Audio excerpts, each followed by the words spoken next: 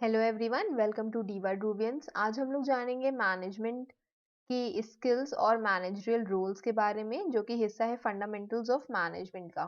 तो सबसे पहले हम लोग जानते हैं मैनेजमेंट स्किल्स क्या होती हैं। ये वो क्वालिटीज या फिर वो एट्रीब्यूट्स होते हैं जो मैनेजर्स के अंदर होते हैं, सो दैट वो किसी भी ऑर्गेनाइजेशन में एक स्पेसिफिक टास्क को परफॉर्म कर सके।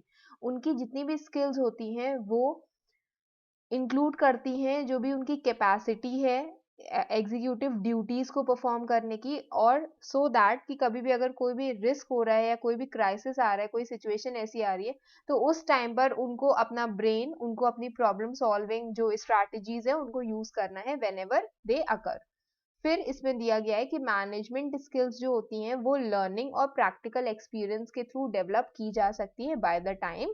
और ये जो स्किल्स होती हैं ये मैनेजर को हेल्प करती हैं to relate with their fellow coworkers, जो भी उनके कोवर्कर्स हैं उनके साथ बात करने में, उनके साथ डील करने में, मैनेज करने में, चीज़ों को आसान करने में, और उनके सबॉर्डिनेट्स को उनको कैसे मैनेज करना है, वो सारी चीज़ें हेल्प करती है ओनली इफ दे हैव या फिर only if they possess such kind of skills.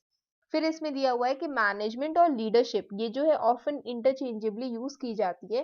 क्यों किया जाता है? भले ही लीडरशिप जो है मैनेजमेंट का हिस्सा होता है, लेकिन फिर भी हम लोग उसको अक्सर इंटरचेंजेबली यूज कर लेते हैं, क्योंकि दोनों में ही planning, decision making, problem solving, communication, delegation और टाइम मैनेजमेंट आता है। और इसीलिए गुड मैनेजर्स जो होते हैं they are almost good leaders, कि गुड मैनेजर्स के अंदर गुड लीडर्स की स्किल्स होती हैं। फिर हम लोग पढ़ेंगे टाइप्स ऑफ मैनेजमेंट स्किल्स के बारे में, कि मेनली बेसिकली 3 प्रकार की मैनेजमेंट स्किल्स होती हैं: कॉन्सेप्चुअल स्किल्स, ह्यूमन स्किल्स और टेक्निकल स्किल्स। कॉन्सेप्चुअल स्किल्स जो टॉप लेवल मैनेजमेंट के लिए होती हैं, ह्यूमन या फिर इंटरपर्सनल स्किल्स जो मिडिल लेवल मैनेजमेंट के लिए होती हैं, और टेक्निकल स्किल्स जो लोअर लेवल मैनेजमेंट के लिए होती हैं। ठीक है, तो ये जो 3 प्रकार की स्किल्स हैं, these were given by Robert कर्ट्ज।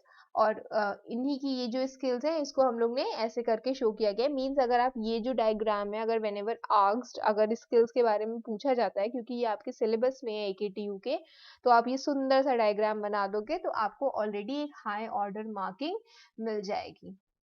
Okay, तो चलिए हम लोग उसको डिटेल में पढ़ते हैं। सबसे पहले बोला गया है टेक्निकल स्किल्स के बारे में। तो टेक्निकल स्किल्स ये जो स्किल्स होती हैं मैनेजर्स को नॉलेज और एबिलिटी प्रोवाइड करती हैं डिफरेंट टेक्निक्स को यूज करने के लिए, कि अगर उनको कोई भी टास्क जो है वो अचीव करना है, उनके अंदर ये वाली स्किल्स होनी चाहिए। ये टेक्निकल स्किल्स सिर्फ मशीन से रिलेटेड नहीं होती हैं, बल्कि वो स्किल्स होती है कि अगर हमें सेल्स इंक्रीज करनी है, या कोई भी प्रोडक्ट को डिजाइन करना है, या मार्केट करना है उस पर्टिकुलर प्रोडक्ट को, तो वो सारी चीजें मेरी टेक्निकल स्किल्स में आती है, ना कि सिर्फ किसी डिवाइस को ठीक करना मेरा टेक्निकल का काम है। टेक्निकल स्किल्स इंपॉर्टेंट है फर्स्ट लेवल मैनेजर के लिए। जब भी टॉप मैनेजर्स की बात होती है तो these skills are not something with a high significant level, की मतलब वो लोग नहीं इतना कंसिडर करते हैं टॉप लेवल मैनेजमेंट, लेकिन टेक्निकल स्किल्स इंपॉर्टेंट होती है। और इसीलिए एक hierarchy from the bottom to higher levels जो होती है, टेक्निकल स्किल्स अपनी इंपॉर्टेंस को लूज कर देता है। इसका मतलब है कि अगर हम लोग बॉटम से अप जाते हैं मूवमेंट में, अगर हम लोग डायरेक्शन में या ऐसे करके करते हैं, तो जो लोअर लेवल मैनेजमेंट है उनके अंदर ये स्किल्स ज़्यादा पाई जाती हैं, और ये स्किल्स अपनी इम्पोर्टेंस खो देता है as we move towards the top level management. मतलब वहां पर पाई भी नहीं जाती, और पाई जाती है तो उनकी इतनी इंपॉर्टेंस या उनका इतना यूज नहीं होता है। नेक्स्ट इज ह्यूमन या इंटरपर्सनल स्किल्स, जो कि मिडिल लेवल मैनेजमेंट में पाई जाती हैं। ह्यूमन या इंटरपर्सनल स्किल्स मैनेजर्स की नॉलेज और एबिलिटी के बारे में बताता है टू वर्क विथ पीपल।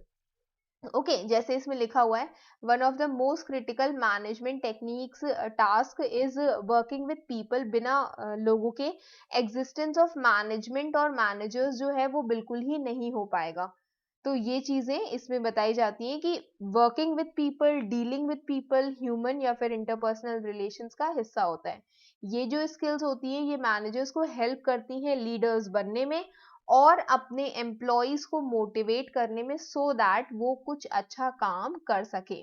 फिर एडिशनली ये जो स्किल्स होती है they can these skills make more use of human potential, और ये जो एसेंशियल स्किल्स हैं ये सारे ही हायरार्कल लेवल में पाई जाती है, मतलब चाहे वो टॉप हो मिडिल हो, इम्पॉर्टेंट जो है काम किसका है वो मिडिल लेवल का है, लेकिन इम्पॉर्टेंट जो है वो तीनों में ही पाई जाती है। Then comes the conceptual skills. Conceptual skills एक मैनेजर को हेल्प करती है to use their knowledge and ability for more abstract thinking. Abstract thinking in the sense कि abstract is something that is not visible और that can only be felt. कोई चीज जो concrete होती है, मूर्त होती है, जिसको हम लोग टच और सी कर सकते हैं, बट एब्स्ट्रैक्ट चीजों को हम लोग टच और सी नहीं कर सकते। तो वहां पर स्ट्रैटेजीज बनाना किसका काम होता है, कॉन्सेप्चुअल स्किल्स के अंदर आता है, जो कि टॉप लेवल मैनेजमेंट का काम होता है। दैट मीन्स कि they can easily envisage the whole by means of analysis and diagnosis of the different states। कि इसका मतलब है कि वो लोग different different states, क्योंकि उनके पास बहुत जो high level top level management होता है उनके पास बहुत एक्सपीरियंस होता है, तो वो किसी भी चीज का किसी भी तरह प्रकार का सॉल्यूशन वो लोग निकाल सकते हैं। तो as such they would be in a position to predict the future of a business और डिपार्टमेंट एज अ होल। तो उनको वो ऐसी ऐसी स्ट्रैटेजीज बनाते हैं so that they can go for a great future of their own business। conceptual skills जो होती है they are important for top managers, वो less important है या less critical है middle level managers के लिए, and वो first level managers में तो बिल्कुल भी required नहीं होती है। ठीक है, तो as we go from bottom, मतलब फर्स्ट लाइन मैनेजर्स से जब हम लोग ऊपर की तरफ टॉप लेवल मैनेजमेंट की तरफ जाते हैं, तो कंसेप्चुअल स्किल्स की जो इम्पोर्टेंस है वो ज्यादा हो जाती है। Now we will move towards the role of managers, जिसमें 3 प्रकार के रोल दिए हुए हैं, इंटरपर्सनल रोल, इंफॉर्मेशनल रोल और डिसीजनल रोल। ये भी बहुत सुंदर सा डायग्राम है, अगर आप इसको भी बनाओगे, अगर इन केस आपके एग्जाम्स में आता है तो you will get a high order marks. तो सबसे पहले इसमें दिया हुआ है इंटरपर्सनल रोल के बारे में। इंटरपर्सनल रोल मतलब कि whenever you are interacting with the organisation के मेंबर्स, पर्सन या मेंबर या मैनेजर जो है जब अपने एम्प्लॉयज को के साथ इंटरैक्शन करता है तो वो हो जाता है उसका interpersonal relation. When they are talking और conversating with each other, that is known as interpersonal relation. तो इसमें सबसे पहली चीज दी हुई है फिगर हेड। फिगर हेड का मतलब होता है means to participating in ceremony such as greeting और receiving visitors, chairing board meetings and symbolically representing the organisation. जब आप ऑर्गेनाइजेशन का को हेड कर रहे हो या उसको लीड कर रहे हो या उसमें कोई भी इवेंट है उसमें पार्टिसिपेट कर रहे हो, उसको एक्चुअली मैनेज कर रहे हो, तो वो सारी चीजें, बोर्ड मीटिंग्स हैं तो उसमें जा रहे हो, वो सारी चीजें आती हैं इंटरपर्सनल रोल के फिगर हेड के रोल में। फिर दूसरा हिस्सा होता है लीडर रोल। लीडर रोल ये कहता है कि आप directing, coordinating, motivating, staffing, controlling कर रहे हो अपने सबॉर्डिनेट्स की, तो इसीलिए उसको हम लोग लीडर रोल बोलते हैं। Next is liaison role. Liaison role कहता है that it maintains good relationship outside the organisation. Organisation के बाहर जब आप कस्टमर से एक अच्छा रिलेशनशिप बना करके रखते हो, या फिर दूसरे ग्रुप से, गवर्नमेंट से, ऑर्गेनाइजर से, सप्लायर से, तो वो सारी चीजें किसके अंदर आती है, लाइजन रोल के अंदर आती है। इंटरपर्सनल का मतलब ही समझ जाओ आप। सबसे पहले दिया हुआ है फिगर रोल, मतलब ऑब्वियसली हेड्स के साथ जब आप मीटिंग कर रहे हो आप अच्छे से बनो। लीडर जब आप अपने सबऑर्डिनेट्स को समझा रहे हो then you should be very nice. और उसके बाद सबसे लास्ट वन इज लाइजन, जब आप आउटर वर्ल्ड के साथ, आउटसाइड द ऑर्गेनाइजेशन या एक्सटर्नल एनवायरनमेंट के साथ जब आप इन्वॉल्व होते हो तो उसको लाइजन रोल में इंक्लूड किया जाता है। Next is informational role. Informational role आपसे क्या कहता है कि managers have to develop a network of contact and relationship both within and outside the organisation. मतलब कभी भी अगर हमें कोई इन्फॉर्मेशन चाहिए, कलेक्ट करनी है इन्फॉर्मेशन, उसको प्रोसेस करना है, उसको डिसएमिनेट करना है, उसको फर्दर बताना है लोगों को, तो उसके लिए the person should have network of contact, मतलब उनको दुनिया को बताने के लिए उनके पास लोग होने चाहिए। ओके, तो यही होता है इंफॉर्मेशनल रोल का हिस्सा, जिसमें हम लोग 3 चीजें पढ़ेंगे।